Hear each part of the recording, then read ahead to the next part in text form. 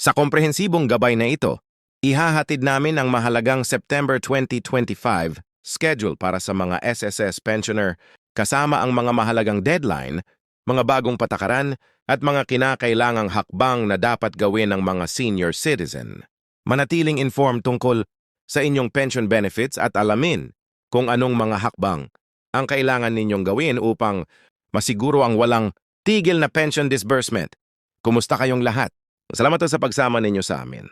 Ngayon para sa mahalagang announcement na ito na nakakaapekto sa lahat ng SSS pensioners, bago tayo magpatuloy sa mga detalye, pakisandali lang at mag-like sa video na ito at mag-subscribe sa aming channel upang manatiling updated. Kayo sa mga pinakabagong SSS news at announcements, ay hit ninyo ang notification bell upang hindi ninyo ma-miss ang anumang mahalagang updates tungkol sa inyong pension benefits.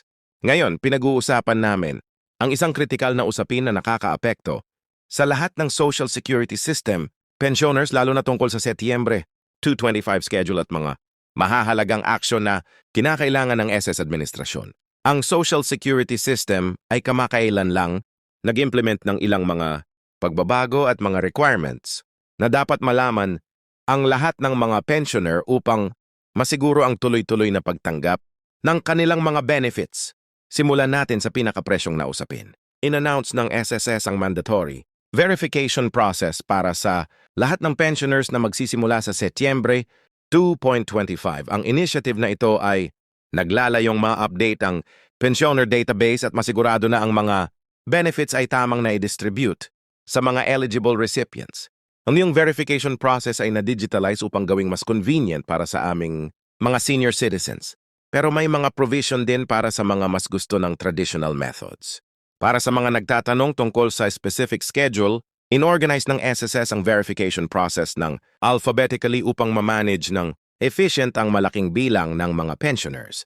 Ang mga may surnames na nagsisimula sa atin ay nakaschedule sa unang linggo ng Setyembre. FTJ para sa ikalawang linggo, K para sa ikatlong linggo at PTZ para sa ika-4 na linggo. Gayunpaman, kung ma-miss ninyo ang designated schedule ninyo, magkakaroon ng grace period hanggang Oktubre 2025 upang makumpleto ang verification process. Ang verification process ngayong taon ay significantly na-improve. Kumpara sa mga nakaraang taon, nag-introduce ang SSS ng bagong mobile application na specifically designed para sa mga pensioner na ginagawang mas madali ang pagkumpleto ng verification sa comfort ng inyong tahanan. Ang app na ito ay may mga features gaya ng facial recognition at digital signature, capabilities na nagsisiguro ng secure at convenient verification process. Para sa mga hindi pa gaanong comfortable sa digital technology, maintain pa rin ng SS ang traditional verification methods. Maaari kayong bumisita sa anumang SSS branch nationwide sa loob ng inyong designated schedule. Yung mga branches ay magkakaroon ng dedicated lanes para sa mga senior citizens at tutulong sa mga nangangailangan ng assistance sa process. Mahalagang tandaan na lahat ng SSS branches ay naka-equip ng health at safety protocols upang protektahan ang aming mga vulnerable senior citizens. Ngayon, pag-usapan natin ang mga dokumentong kailangan ninyong ihanda para sa verification process. Maging online man o personal ninyo gawin ang verification, kailangan ninyo ng inyong SSS ID, valid government issued ID at inyong latest proof of receipt of pension para sa mga gagamit ng mobile app. Kailangan ninyong maghanda ng malinaw na mga litrato ng mga dokumentong ito para sa upload.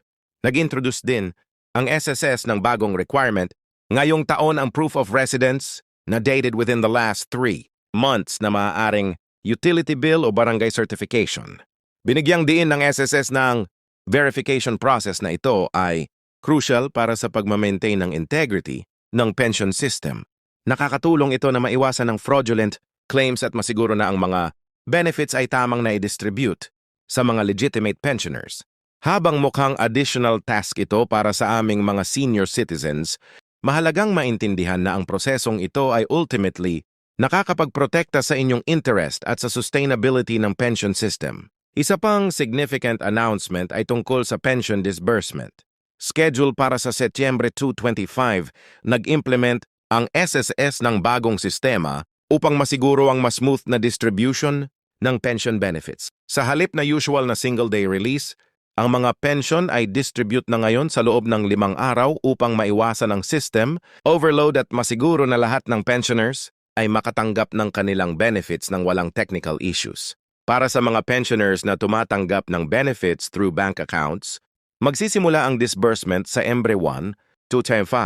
Ang mga may account numbers na nagtatapos sa 0 hanggang 1 ay makatanggap ng pensyon sa ika-1, 2 hanggang 3 sa ika-2, 4 hanggang 5 sa ika-3, 6 hanggang 7 sa ika-4, 8 hanggang 6 sa ika-5, 10 hanggang 9 sa ika-6 hanggang 7 sa ika-4 at 8 hanggang sa ika-5. Yung bagong sistema na ito ay naglalayong maiwasan na ma-overwhelm ang banking system at masiguro ang mas mabilis na processing ng transactions para sa mga kumukuha ng pension through known bank channels gaya ng payment centers o remittance services.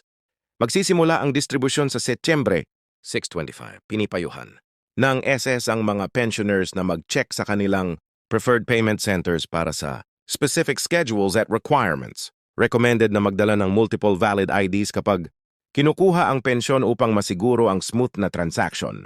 In-announce din ng SS ang mahalagang update tungkol sa Annual Confirmation of Pensioners Program, EOP. Simula Setyembre 25 NGP, integrate sa verification process upang ma-streamline ang mga requirements para sa pensioners.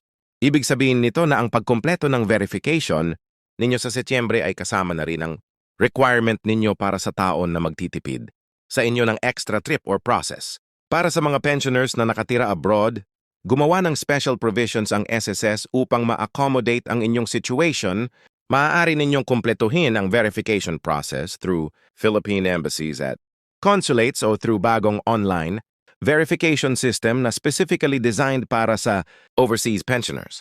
Ang deadline para sa overseas verification ay na-extend hanggang Noyembre 25 dahil sa potential challenges sa pag-access ng verification facilities.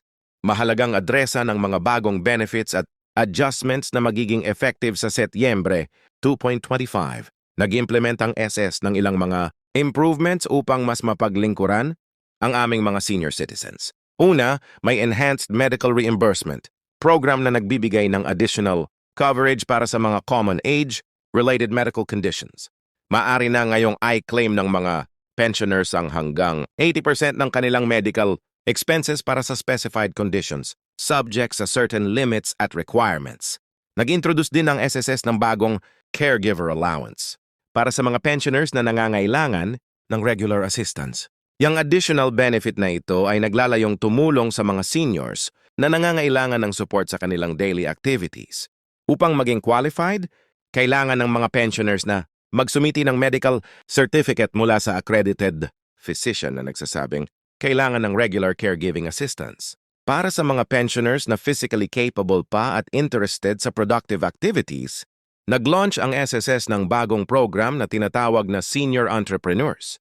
Ang initiative na ito ay nagbibigay ng small business loan sa mga pensioners na gustong mag-start o mag-expand ng maliit na business. Ang program ay nag-o-offer ng lower interest rates at flexible payment terms na specifically designed para sa mga senior citizens. Nauunawaan namin na ang mga pagbabago at requirements na ito ay mukhang overwhelming pero ginawa ang mga ito upang mapahusay ang pension system at magbigay ng mas magandang services sa aming mga senior citizens. Nag-set up ang SS ng dedicated helps upang tumulong sa mga pensioners na may mga tanong o concerns.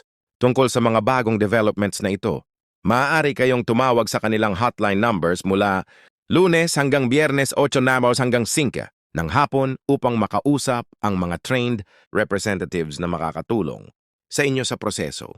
Dapat din banggitin na nagpartner ang SSS sa iba't ibang senior citizen organizations upang magbigay ng assistance sa transition period na ito. Yung mga organizations na ito ay mag-conduct ng information sessions at workshops sa iba't ibang barangays upang tulungang maintindihan at makomply ng mga pensioners ang mga bagong requirements. Bantayan ninyo ang mga announcement sa inyong local community centers para sa schedules ng mga sessions na ito.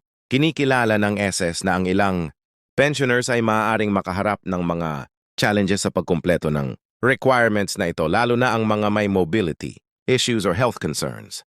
Para sa mga cases na ito, nag-a-authorize ang SS ng mga representatives mula sa kanilang Member Services Department na mag-conduct ng home visits para sa verification. Gayunpaman, kailangan na ma-schedule in advance ang service na ito at subject sa evaluation ng situation ng pensioner. Tingnan natin sa hinaharap. In outline ng SSS ang commitment nila sa continuing improvement ng services para sa mga pensioners. May mga plano na naka-underway na mag-introduce ng mas maraming digital services, mag-expand ng medical benefits at mag-implement ng mga programs na makakapag-enhance sa quality of life ng mga senior citizens. Ang mga developments na ito ay gradually na i-roll out simula 2.16 pero nagsisimula ang groundwork sa current verification, process at system updates upang masiguro na hindi ninyo ma-miss ang anumang important updates or deadlines. Strongly recommended namin na i-follow ang official SSS social media accounts at regular na i-check ang kanilang website. Maaari din kayong mag-sign up sa kanilang SMS notification service upang makatanggap ng mga important announcements directly sa inyong mobile phone. Bago tayo magwakas, quick recap natin ang mga pinaka-important points. Una, kumpletuhin ang inyong verification sa designated schedule ninyo sa Setyembre 2025. Pangalawa, ihanda in advance ang lahat ng necessary documents. Pangatlo, piliin ang preferred verification method ninyo either through mobile, Apple sa SSS branches. At panghuli, tandaan ang bagong pensyon, disbursement schedule based sa inyong account number o preferred payment method. Tandaan ang mga pagbabagong ito ay nai-implement upang mas mapaglingkuran kayo at masiguro ang long-term sustainability ng pension system. Ang inyong cooperation at timely compliance sa mga requirements na ito ay makakatulong na ma-maintain ang smooth operation ng pension services. Kung nakatulong sa inyo ang information na ito, pakiwag kalimutang mag-like sa video na ito at mag-subscribe sa aming channel.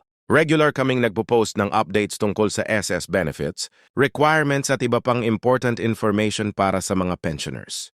I-share ninyo ang video na ito sa iba ninyong kilalang SSS pensioners upang makatulong sa kanila na manatiling informed tungkol sa mga important changes na ito. Salamat sa panonood at sana nakatulong sa inyo ang information na ito na maghanda para sa Setyembre 22 requirements. Mag-ingat at maging malusog kayong lahat. Huwag kalimutang mag-like sa video na ito, mag-subscribe sa aming channel at i-hit ang notification bell upang manatiling updated. Kayo sa mga pinakabagong SSS news at announcements, i-share ninyo ang video na ito sa inyong mga kapwa pensioners upang makatulong na maikalat ang important information na ito. Maguni ang inyong mga tanong sa comment section sa ibaba at gagawin namin ang best namin na sagutin ang mga ito sa aming susunod na video. Salamat sa panonood at makikita namin kayo